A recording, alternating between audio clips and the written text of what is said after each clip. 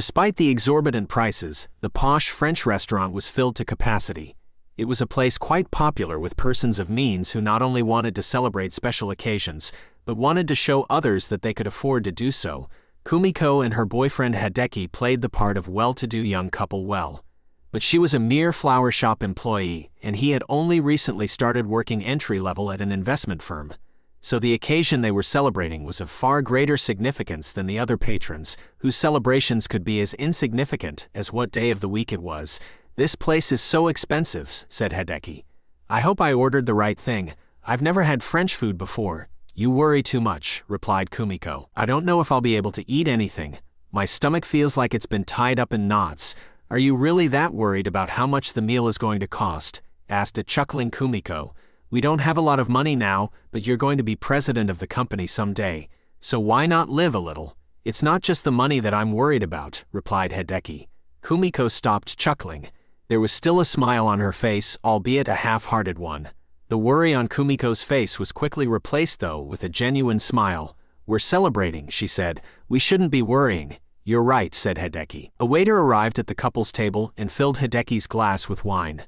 When he offered to fill Kumiko's glass, she gave him a polite smile and waved him away. "We still have to tell your father," said Hideki. "My father, he'll be happy," said Kumiko. "I'm sure of it. I'm his only child. That makes me special." "He's not just your father," said Hideki. "He's also my boss. He's been looking over my shoulder at everything I do at work. I feel like he's looking for a reason to get rid of me." "He wouldn't do that," said Kumiko. "I don't think he likes me very much. When we told him we were moving in together, I honestly thought he was going to attack me. I've never been so afraid in my life." The couple's meals arrived shortly thereafter, and the two ate their food without saying much more to one another. A few days later, Kumiko and Hideki mustered up the courage to visit the Sashihara family home. It wasn't a place Kumiko visited much after leaving to start a life of her own. But it was a place filled with many fond memories despite how strict her father had been. Kumiko was appreciative of her pampered upbringing. She had never gone without, and to the present day, was still being taken care of in one form or another by her father. Not quite knowing how to break the news to her parents, Kumiko bluntly told them as the family enjoyed snacks at the dining room table. The response the news received was not the one Kumiko had been hoping to receive. "After all that I've done for you," said Mr. Sashihara, burning his glare into Kumiko, "this is how you repay me." He then startled everyone badly by slamming his fists into the table. "You're not even married." "Dear, please calm down," said Kumiko's mother. "How could you do this?" asked Mr. Sashihara.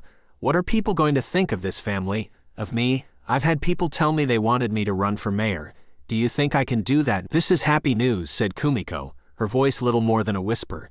"How can you afford to raise a child?" asked Mr. Sashihara. "You sell flowers for a living. I have to pay the rent on that place you're living in." He then turned his glare to Hideki. "If it wasn't for me, you wouldn't even have a job. Do you think anyone else would hire you? I only hired you to make my daughter happy. What would you two do without me? Do you want to find out? I knew it was a mistake to let you two start living together. You're just children playing house.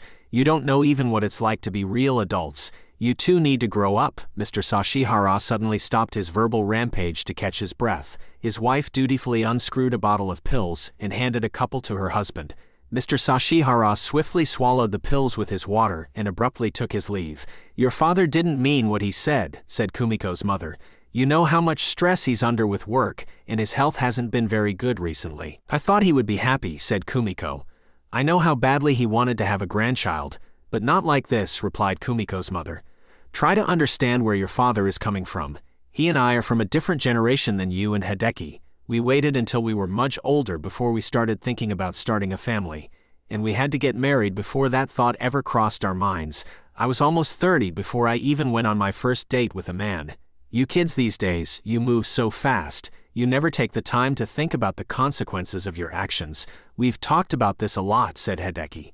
"Me and Kumiko are ready for this. You know we're getting married in the spring. We can move the wedding up so the baby won't be born yet. No one has to know about this. We can keep it a secret." Kumiko's mother sighed. Mr. Sashihara returned. "Could you give me and these two some privacy?" he asked his wife. "There's something I want to talk to them about." Kumiko's wife did as her husband requested and allowed the three to speak in private. The look on Mr. Sashihara's face showed Kumiko and Hideki that his mood hadn't improved since he had left the room. He seemed to be just as angry, if not angrier than before. "Father," said Kumiko before being interrupted. "Don't say a word," said Mr. Sashihara. "You two are going to sit there, and you're going to listen very carefully to every word that comes out of my mouth." Kumiko and Hideki did their best to go about their lives after the unpleasant night at the Sashihara home. But it was evident to all who knew the young couple that something was weighing heavily upon their minds. Hideki wasn't particularly close to any of his co-workers, so even though many of his colleagues noticed his morose demeanor, none of them paid him much mind. Mr. Sashihara, however, had no intentions of ignoring the young man. He would burn his vengeful glare into Hideki anytime the two found themselves in the same room, forcing Hideki to quickly avert his gaze. Despite his utter lack of knowledge about certain clients, Hideki soon found himself doing the lion's share of the work when those clients made new investments. This forced many late nights away from home and away from Kumiko. Things were no better for Kumiko. Many of the flower shop's regular customers noticed the change in her. The once cheerful girl was now always so glum. The store owner, Mrs. Suzuki, was just as aware as her customers how down Kumiko had become in recent days. She would often notice Kumiko just staring off into the distance and not nearly as talkative as her usual self. This led to many nights being offered the opportunity to go home early to get herself in a better state of mind for the next day. But time after time, Kumiko would turn down the offer. For her, the flower shop was a much-needed distraction. One night, Kumiko and Hideki were afforded the opportunity to eat dinner together. Their modest budget could only afford them no more than a couple bowls of rice and a few steamed vegetables for their nightly meal. Recently, the two had refrained from saying much to each other, but Kumiko wanted desperately to break the uncomfortable silence that had so swiftly become the norm. "I bumped into the landlord today," she said. "He says they have to upgrade the old pipes, so we'll most likely be paying more for our water starting next month. Our electric bill just went up," said Hideki. "These people must think we're made of money or something. By the way, did you get a chance to talk to your boss? Did she say she would let you start working some extra hours? The flower shop isn't doing well enough for me to get any extra hours," replied Kumiko. "I'm lucky to be getting the hours that I'm getting now. Mrs. Suzuki really doesn't run the shop to make money. She only does it because she likes talking to all the people who come in every day. If she wasn't already so well off, she'd have closed the place years ago." The two then went back to eating their meals in silence. Hideki would take quick peeks at Kumiko, but look away when she made even the slightest indication that she was about to look back at him. "Your father called me into his office today," blurted out Hideki, much to the surprise of Kumiko, who abruptly stopped chewing her food. "What did he say?" asked Kumiko. She was sure that today was the day her father would finally terminate Hideki's employment, thus putting the two into a financial hole from which they would surely never be able to escape. "He just wanted to know how you and I were doing," replied Hideki. Kumiko knew Hideki far too well to believe what he had just said. She could tell by his demeanor that Hideki was hiding something from her. "Is that all you two talked about?" asked Kumiko. Hideki lowered his head and began fiddling with his rice. "That's mostly what we talked about," he replied. "What else did you talk about?" asked Kumiko. "He really wants us to reconsider his offer," said Hideki. "He thinks it's what would be best for us. We wouldn't have to worry about money. Your father would take care of everything. He even said he would help us buy a house of our own, and he would push the wedding up so we could get married before Christmas." "You call it an offer?" asked Kumiko. "This is not an offer, this is an ultimatum. If we don't do what he wants, then he'll make our lives miserable. It's what he did to me growing up. I got everything I wanted only because I did exactly what he told me to do. It was horrible. When I left, I thought those days were over. But now he has me right where he wants me, just like when I was a little girl. I really think we should accept his help," said Hideki. "Are you joking?" asked an exasperated Kumiko. "I can't believe what I'm hearing. How can you think that? You don't understand," said Hideki. "It sounds like if we don't do what he wants, I might lose my job." "I don't care about your damn job," exclaimed Kumiko. "You don't even like working there. You tell me that all the time. Do you fully understand what he wants from us? We need the help," said Hideki. "We're not going to make it on our own." "No," shouted Kumiko, who had finally reached her limit. "I will never give that man what he wants, do you understand? You can lose your job, we can lose the roof over our heads, we can lose any food we have to eat. I won't do it." And with that, Kumiko angrily departed to her bedroom. The next few weeks were very difficult for Kumiko and Hideki. They spent most of their time away from each other as best as they could in such a small apartment, and any time Hideki did dare speak to Kumiko, it was to tell her that her father was once again putting pressure on him to convince Kumiko to accept his most generous offer. This always resulted in Kumiko walking away without saying a word. The only solace Kumiko could take during this time was in her talks with Mrs. Suzuki at work. She felt she could confide in her and receive the impartial advice that her mother would most likely not be able to offer. Mrs. Suzuki would always tell Kumiko that she was doing the right thing by not accepting her father's offer of moving back into the family home for the time being and accepting his money. It was obvious that Mr. Sashihara wanted to keep Kumiko under his thumb, much in the way he had done with her during her younger years.